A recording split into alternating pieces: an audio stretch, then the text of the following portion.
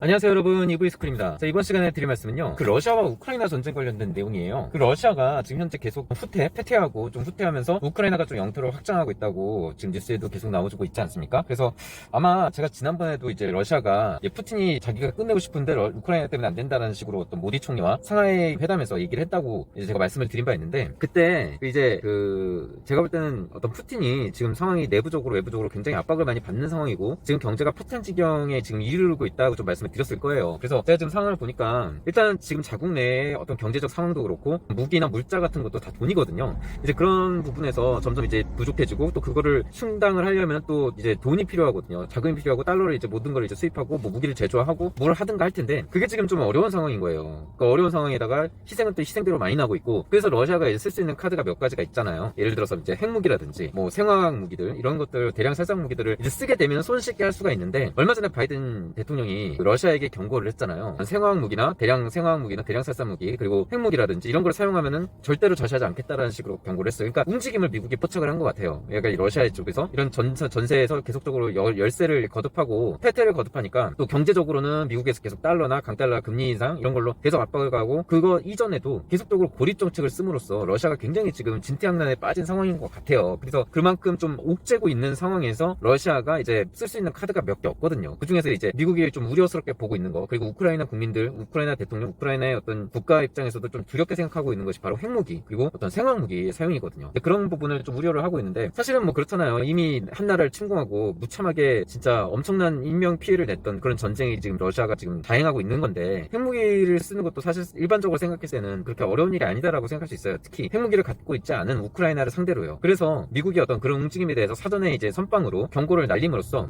이제 그런 거에 대한 억제력을 좀 작용을 하고 있는 만큼, 그만큼 팩트는 러시아가 궁지에 몰려있고, 또 러시아의 궁지에 몰려있음으로 해서 금리 인상이나 이런 것들을 좀 유효하게 반응을 하고 있다. 그리고 이제 그런 것들이 기조가 계속 유지가 되려면 강달러를 또 계속 유지해야 되고, 금리 인상을 계속적으로 단행해야 된다. 계속적으로 옥죄야죠. 지금 뭐 이런다고 해서 풀어버리면은 또다시 어떤 나라를 침공하고, 또 이게 별거 아니라는 인식이 또 심어질 수 있고, 또한 중국에게는 잘못된 메시지를 줄 수가 있단 말이에요. 중국이 이걸 보고 별거 아니네, 전쟁 일으켜도 적당히 이제 마무리하고 수습하고 이제 전쟁 안 하겠습니다 하고 이제 얘기하면은 별다른 타격도 없고 그냥 끝나는 거네 라고 잘못된 인식을 할 수가 있잖아요. 중국에게 잘못된 메시지를 줄 수가 있다고요. 그래서 이런 걸 우려해서라도 이번 어떤 전쟁, 그리고 이번 어떤 인명피해, 인명살상에 대한 전범의 처벌은 굉장히 이번에 냉혹하게 할 수밖에 없어요. 미국 입장에서도 그냥 못 넘어가는 거예요. 왜냐하면 패권을 다투는 나라, 특히 이제 러시아는 러시아대로 그렇고 중국도 마찬가지로 이걸 계속 주시하고 있단 말이에요. 중국에게 그런 잘못된 메시지를 줄 경우에 본인의 미국 자국에게 직접적인 타격으로 올 수 있기 때문에, 이제 넘보고 까불고 하는 사람들은, 까불고 하는 어떤 깡패들이 있으면 묵사발을 내줘야 다음에 또 다시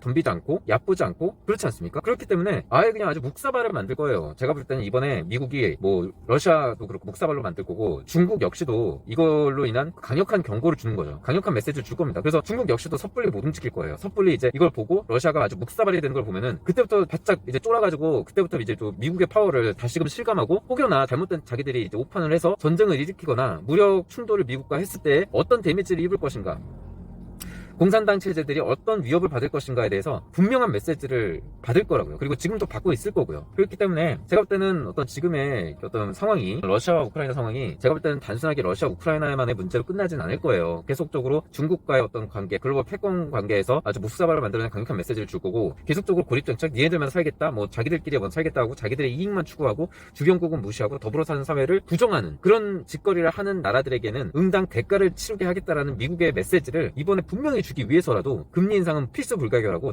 강달러 기조는 필수 불가결한 거예요. 그리고 그로 인해서 중국과 러시아를 철저하게 격리시키고, 중국과 러시아를 제외한 나머지 전 세계 국가들과의 글로벌 체인을 재구축함으로써 중국이나 러시아가 자원이나 인력, 어떤 소비시장 이런 거를 믿고, 그리고 글로벌 생산기지 뭐 이런 점을 믿고 절대로 까불지 못하게 만들 거예요.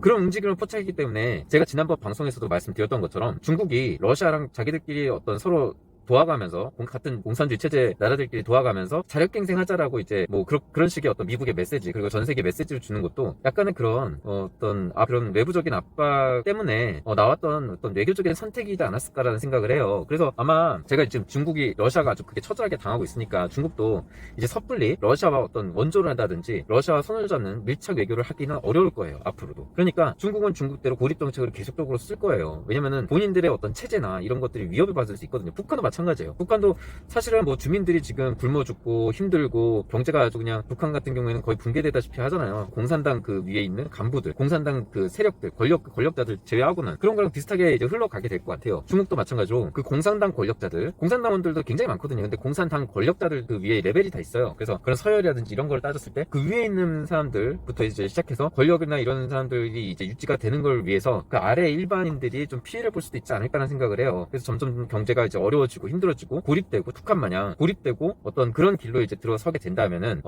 북한처럼 어떤 일부 지도층, 일부 권력층, 공산당원 간부들 이런 사람들만이 조금 뭐 그럴 수 있고 나머지는 좀 더 되게 힘들어질 수도 있다라는 생각이 좀 들어요. 그래서 그렇게 되지 않을 선택을 만약에 중국이 했을 경우에 예를 들어 뭐 제가 앞서 얘기했던 뭐 코로나의 어떤 책임이라든지 뭐 위구르 민족의 소수민 그 인권 탄압 그리고 뭐 그쵸 그런 여러 가지 그 대만 문제라든지 남중국해 문제라든지 이런 부분에서 미국의 어떤 미국의 어떤 항복을 선언을 하게 된다면은 이제 또 그때부터는 또 상황이 많이 달라지겠죠. 달라지고 이제 그런 어떤 근본적인 태도 변화를 이번에 만들 것 같아요. 중국 같은 경우에는 그런 국제사회에 있어서 근본적인 다른 나라의 어떤 태도, 다른 나라를 대하는 그런 외교적인 국제적인 어떤 태도가 바뀌게 만들려고 하는 것 같아요. 그러니까 왜 힘 있는 깡패가 배짱 부리면서 니네들이 알아서 찾아와. 나는 엄청난 부와 니네들이 탐내하는 그런 것들 갖고 있으니까 니네들이 숙이고 들어와. 이런 식의 어떤 거만한 태도를 아마 뿌리부터 뽑아버릴 것 같아요. 그래서 그런 거를 이제 하지 못하게 하고 그런 조건들을 모두 다 뺏어버리고 어떤 일개 한 국가로서의 그런 지위로 강등시켜버릴 확률이 좀 크다고 봐요. 제가 그래서 그런 어떤 글로벌 체인이나 이런 걸 재구축하면서 중국의 어떤 그런 태도 변화를 만들어낼 것 같다는 생각이 드는 거예요. 중국이 이제 더 이상의 어떤 인구를 믿고 배짱을 못 부리는 상황이 되는 거죠. 인구나 소비 시장을 믿고 그 다른 나라의 어떤 기술 탈취라든지 뭐 이런 것도 이제 더 이상 불가능하게 되고 어떤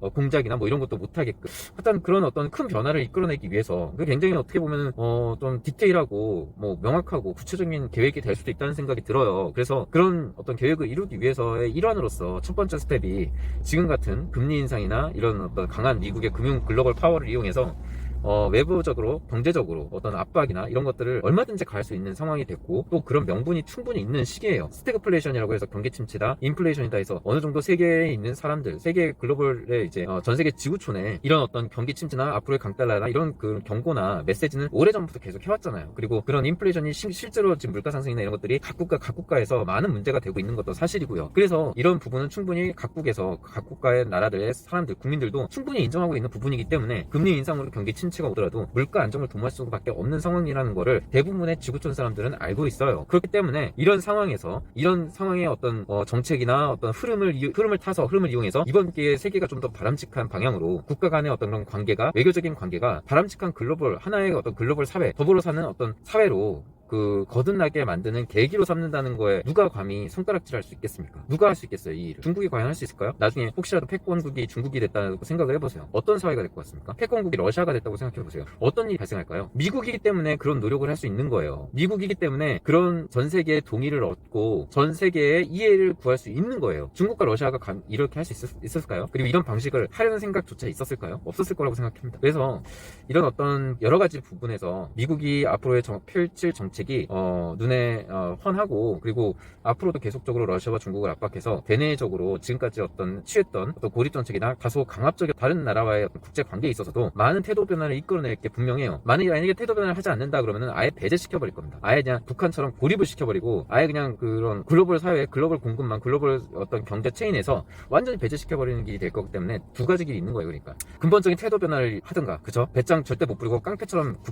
국제 관계에서 깡패 같은 행위를 절대로 못하게끔 태도 변화를 다짐을 받거나, 그 두 번째, 아예 그냥 고립이 되거나 외교적으로 경제적으로 고립이 돼서 아예 그냥 진짜 똥구멍 찢어지게 가난한 나라가 되든가, 그 두 가지 중에 하나예요. 제가 볼 때는 앞으로 남은 그 중국과 러시아는 그 길이 뻔해요. 두 가지 중 하나입니다. 아예 고립되거나, 아예 고립돼서 찢어지게 가난해지거나, 아니면 태도 변화를 통해서 국제관계와 더불어 사는 사회와 상대방 나라를 존중하는 그런 마음을 다시 변하고, 그런 마음의 태도 변화를 취하거나, 그 둘 중에 하나이기 때문에 저는 그렇게 봐요. 앞으로 외교 정세가 어떤 그런 방향으로 흘러갈 거라고 지금 보고 있기 때문에 앞으로 이런 어떤 미국의 정책과 미국의 외교 정책과 러시아와 중국의 태도나 이런 어떤 흐름을 좀 보시고 여러분들의 투자나 이런 부분에서 해외 투자에 있어서 참고를 하시기 바랍니다. 네, 여기까지 하겠습니다.